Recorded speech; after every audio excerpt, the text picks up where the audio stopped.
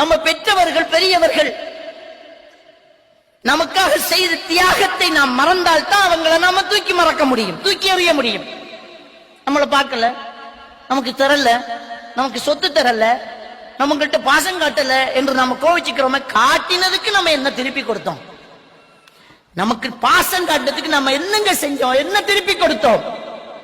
என்ன செஞ்சிருக்கிறோம்? நபிகள் நாயகம் ஸல்லல்லாஹு அலைஹி வஸல்லம் அவங்க சும்மா சொல்லுவாங்களா?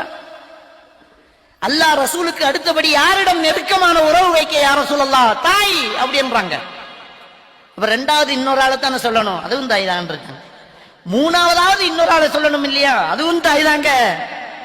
நாலாவது உன் தகப்பன் என்றார்கள். என்றால் அந்த தாய் தாய் தாய் அப்படி என்கிற ஒரு உறவு இருக்குதே, அதை நம்ம எப்பவுமே நம்ம எங்கேயுமே எடுக்க முடியாதுங்க. எப்படி போட்டாலும் அது நம்ம பக்கம் தான் நிற்கும்.